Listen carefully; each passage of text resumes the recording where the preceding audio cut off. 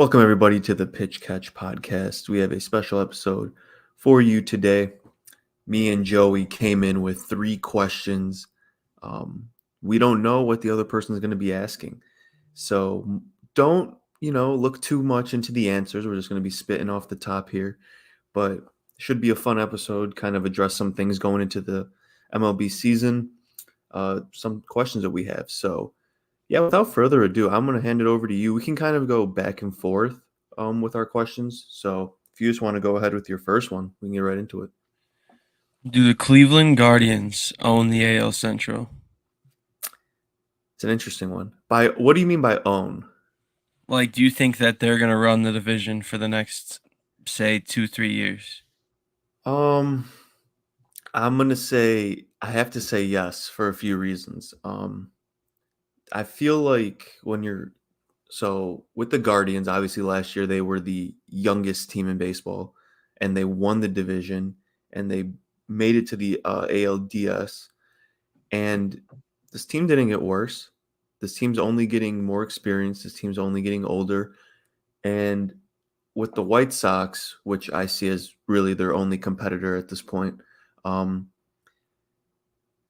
the few down years that the White Sox have had in terms of probably where you would want to see them, that kind of window of like the White Sox should be dominating this division is slowly closing, and not in a way where like the Sox are going to be irrelevant in a couple of years.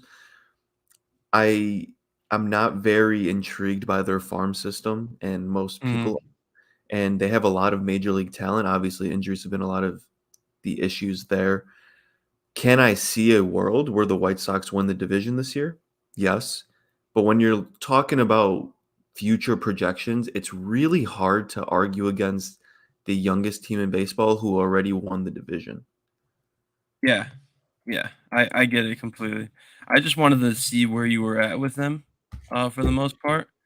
Um, I somewhat agree with you personally. I think that the Guardians are only going to get better, and I personally could see Minnesota creeping up in there though. I was surprised that you didn't really give them their flowers as much, but I know they aren't like they'd probably be the least impressive team out of the three, but I still think they can hang in there and win 85 or so games and hang in there till the end. Yeah, I think they could for sure, but I'm kind of just curious to see what they do as the offseason dwindles down. There's been recent discussion of, a Luis Arias trade for possibly like a Uh-huh. Pablo Lopez. I If they think that got would Pablo help them out. Lopez, That would help them out a lot in the starting rotation. Also, a big thing is just Byron Buxton. Can he stay healthy? Um, we know the talent of the guy, but he hasn't been playing many games. Um, Carlos Correa, what's going on with him? With more so whatever issues were being brought up.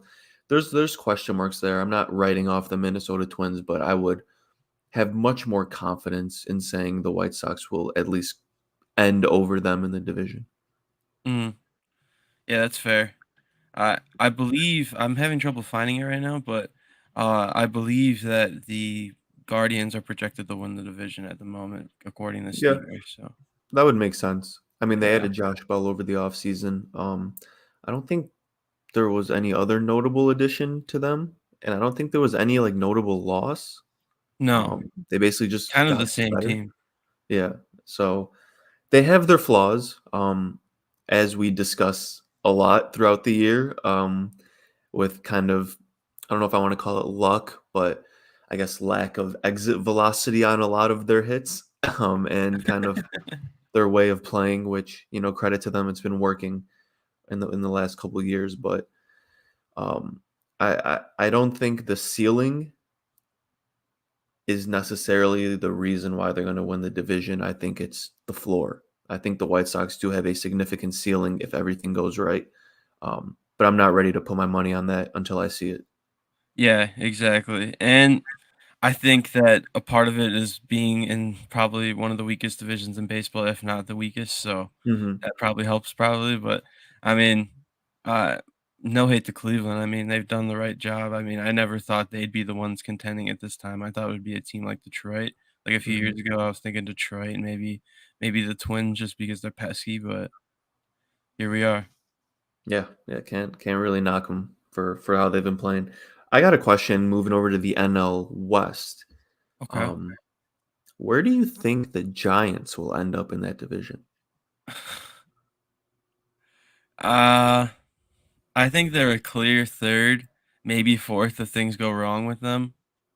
I think the Dodgers and Padres are kind of miles ahead of them personally, Mm, but I mean, I don't think they're necessarily horrible. Like I don't think they're going to be below the Rockies, but at the same time, where do they really fit in? They're one of those teams that are like either you should probably suck for a while or you should just go for it because I know they mhm. went for Judge, I know they went for Correa, but I mean, they're kind of just in limbo at the moment because they didn't really land anyone. So at the same time, they have a lot of aging players. I mean, they have Brandon Crawford. I know they lost Brandon Belt, so it's kind of their core is just a mess at the moment, in my opinion. I mean, they have Logan Webb, but where else does everyone stack up? So I'm gonna go with third, but I don't really feel good about it. I think they could fall off completely. Yeah, so the reason I asked this question is I was kind of thinking to myself, what teams am I really low on going into the year? And the Giants probably are the team I'm lowest on um, when you compare the expectations that are given to them. And there's a few reasons for that. Number one, this team uh, was the worst defensive team, I believe, in terms of defensive run saves last year. Um, they have pitchers that do not strike out a ton of people. Logan Webb doesn't strike out a ton of people. Um, and then they add Sean Manaea. You have Ross Stripling, Alex Wood, Alex Cobb. They all don't strike out a ton of people. They lost that guy in Carlos Rodon. Mhm. So these guys win on having the ball in play. And I was looking around their infield. Tyro Estrada, who I'm pretty sure is going to be playing second base for them, negative defensive run saved. I forgot the number. I think it might have been negative 12, which is horrible, but it was somewhere in the negatives. Brandon Crawford last year, I believe he was negative 6. Wilmer Flores, I believe he was just negative on all the different positions he played. Jock Peterson, he's not a good defender. Mitch No. Haniger, he's not that good of a defender. I believe he had negative defensive run saved as well as a really bad outs above average. Mike Yastrzemski's a good fielder. He has good numbers there. And I don't really care for Lamont Wade at first base because it's first base. Who cares? So you're looking at a team where they rely on keeping the ball in play, but they have terrible defenders. They lose Carlos Rodon. None of the hitters scare me that much. I mean, sure, Peterson, um, Haniger, Conforto. I forgot about Conforto. How's he going to bounce back? He took a whole year off baseball, a year plus. So none of the hitters, particularly yet, am I scared of. And even if people like Conforto pan out again, Jock Peterson does his thing, whatever. It's still How an okay lineup. Yeah, how elite can that lineup be? Like, at its Exactly. peak, you know? I mean, Hmm. they have some good left-handed bats, they have Haniger, but, like, that's 3rd place in my head. Yeah. Honestly. So I don't see Um, first of all, I don't see a way they make the playoffs at all, and I definitely see a way the Arizona Diamondbacks come up ahead of them. Uh, Yeah. this pitching rotation is weird. You got Logan Webb, we all know he's a stud. Then you got Ross Stripling, who had a really good year last year. Kind of, it was kind of one of those years where it's like, oh, he did well. Usually, he's like, all right, how is he going to bounce back? He was with the Blue Jays last year, now going to San Francisco. Sean Manaea, horrible last year. Um, Alex Cobb and Alex Wood. Sure. I mean, I think it was Alex Wood who had like a 5 ERA last year. And then Cobb did pretty well, I'm pretty sure. So it's just like a whole cluster of just after Logan Webb, it's like, okay, these guys can Yeah. all suck. That's what I'm saying, and you look at a team like the D-backs, I mean, their outfield is really good. Yeah. They have Gurriel, Kyle Lewis, Corbin Carroll, Alek Thomas, Lourdes Gurriel, and then, I mean, they have some decent bats out there, so, I mean, Yeah. I don't hate that take at all, with the D-backs jumping up Yeah, on yeah, them. Jake McCarthy out there as well. And then Yeah. Corbin Carroll, I think, is going to be just really, really good. And Mhm. He's probably my pick to win Rookie of the Year. It's Yeah. not really a hot take. I'll have to dive more into what other rookies we'll be looking at, but he's a really good one to look at. And Gurriel is a really good outfielder. I mean, he's just solid. And then the infield with Marte, you got Christian Walker as well, who hit a ton of bombs last year. They signed Longo, and they have Carson Kelly as catcher with Gabriel Moreno, the one of the best catching prospects backing him. So I think there's a ton of upside and honestly just a ton of fun on that team. And the Yeah. Giants, I just don't see it at all.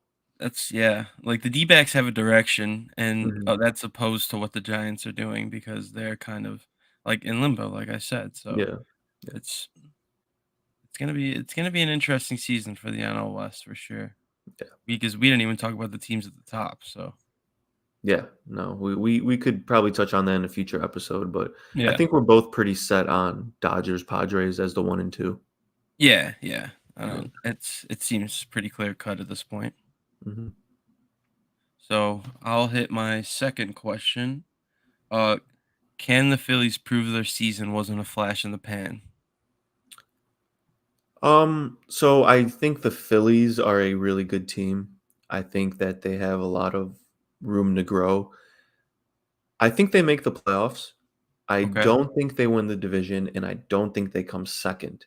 Um, there's really no reason to argue against them making the playoffs. I mean, they had Trey Turner, they had Taiwan Walker, they lose a few pieces, Kyle Gibson, yeah, whatever, who cares?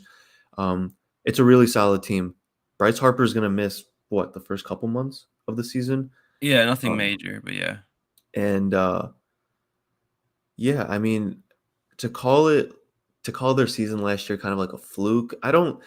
No, I don't think so at all. They really proved themselves in the regular season, and then once the playoff comes, anyone can win. That's what we saw with the Braves a couple years ago. Nobody really thought they would be there.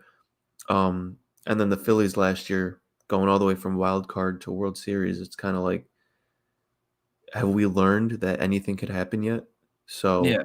um, I'm not comfortable in calling that a fluke. I think they'll prove they're a really solid team. My opinion, though, the Mets and the Braves are just better. So do you think they match or exceed or fall below their win total last year, which was 87? 87. I think that's Um, a really good number to that's a set for this real year. because I think what they're gonna get is around 86 to 88. Yeah, um, exactly. I think they go over by just a couple wins just because they added someone like Turner and because they started off terribly. I Yeah, think they I'd could probably go 89 also. I think they could really I think they could play around to where they were last year with a few of the pieces that they added. I don't think it's one of those things where they're going to get like 82 wins or one of those things where Trey Turner gives them 95 wins. No, I don't think so. I think it kind of steadies the ship around like the 88 to 89. Yeah. One thing I'm really curious on is how fast they would advance Andrew Painter, one of their top pitching prospects, because he's only 19, but they assigned him to Double A, and if he comes out in the fries, I mean, like Yeah. I wonder what could happen with that. But Yeah, no, that's going to be very interesting to watch. But no, I really like that question because there's been a lot of, dialogue about how is this NL East going to stack up. A lot of people are high on the Phillies. A lot of people are super high on the Mets. And then some people are really high on the Braves, like myself. And I think you are as well. So it's kind of just like, what kind of I want to see where this division shakes out. I think I have the prediction correct. I really like the Braves to win it, and I like the Mets to come in second, and the Phillies to come in third and sneak into the playoffs. okay, I'd probably I'd probably flip the Braves and the Mets, but I don't hate that, obviously. Yeah, yeah, we could get into that in a different episode. Yeah. When we talk about like our actual predictions. Mhm. Question number 2: can the Angels make any noise? And we've probably asked this question to each other a billion times. They added some pieces this offseason, but watching this team is a roller coaster. What do you think? Do they have enough to do anything? See, I hate to be this guy, but no. Understood. Yeah, I just don't trust their team enough. I really don't. Like Anthony Rendon, what are you gonna get out of him? Is Taylor Ward gonna repeat what he did last year? Hunter Renfro's solid. Mike Trout obviously is Mike Trout. Brandon Drury, what do you expect out of him? Was he just a flash in the pan? He kind Um, of fell off during the Padres era. yeah, exactly. David Fletcher, I mean, he's whatever. Renhefo is fine. They have But do you Urshela really now, wanna which be I don't running those remember. do you really wanna be running those guys out, though, if you're a team that, quote, unquote, like, maybe could compete? No, not really. Fletcher Like, and it's like, Renfroe? what are you aiming for with this roster? You know what I mean? They have a bunch of guys who could be flash in the pans, which scares me, which is Mhm. like Taylor Ward, Brandon Drury, Tyler Anderson. Like it's scary, honestly. I mean, I obviously some of these guys could work out, but at the same time, are those guys you want to bank on? Yeah. And that Rendon contract, I was looking at it the other day because I wanted a refresher on it, and man, that's a It's testament to why you don't pay like Yep. 29-year-olds. But Yep, absolutely. Yeah, I'm right with you. I think the changes that the Rangers made, especially to the pitching rotation, definitely put them ahead of the Angels going into the year. By a slim margin. I still don't think the Rangers will make the playoffs, but I don't think the Angels will either. So, it pains me to say, as I'm a known Angels supporter. Um, but I'm hoping that they don't make it, and then Otani signs with the Cubs because why not? hey, man, you gotta stay in there, so you never know. Yeah, I mean, I don't know. I'd give them 79 wins roughly. I think that's fair. Yeah. I'm done expecting more out of if this proves anything, it proves that baseball is not, basketball or something. Two guys can't carry a team, even if they're the two best players in the league, basically. Yeah, and this kind of leads me into my next question. What do the Angels do with Shohei Ohtani? Like, considering their season going how we expect it to go? What do they do, or what do I think will happen? Give me both. I don't think I think those two are going to be correlated. I don't think they retain him, and I don't. And I hold on. Let me rephrase this. What I think happens is Shohei Ohtani is on a different team next year. What I think they should do is find a way to retain him. I mean, You wouldn't try to trade him at all? trade. I would look at possible trade options. That's a good point. Who can give packages though for a guy like who's projected to command 500 million? Um, I You don't know. That's tough. Like, I wanna compare it to Soto, but at the same time, it's just not even the same at all. It's not. It's not. And even the package for Soto was pretty ridiculous. Yeah, but It, the thing is Soto had an extra year, so that mhm. also makes it a little different. So it's just where do you even start? Yeah, I don't think there's a chance Otani is traded midseason. I don't think so. Um, I don't know what they're gonna do because if I was him, why would you stay there? Why would you Yeah, stay there? You offer so much value to other teams. Yeah. Angels fans, enjoy your last year with Otani because I think he's gonna be going to somewhere like New York, whether that's the Mets or the Yankees. I could 100% see that. yeah, Um, and I don't know. I think the Angels are in for a bit of a heartbreak after because once you lose Otani with how they've been playing, and it's going to be a rough couple years after. So, and I want to see him on a competitor. Who doesn't want to see Otani in the playoffs? I'm so sick and tired of Trout and Otani not being in the playoffs. So, I have a sneaky team that I just kinda thought about that I feel like could definitely go after Ohtani, and I don't think you'll like it, but the I think it's the Giants. Giants, yeah. Yep. I mean, why wouldn't they? They just went after Judge. They went after Correa. They obviously think they have money to spend. So I could see that happening. Yeah, I don't Um, want it to, but yeah. Damn. Him hitting dingers into McCovey Cole would be kind of sweet though. That would be kinda sick. I mean, they would add another lefty to the lineup. Yeah, for sure.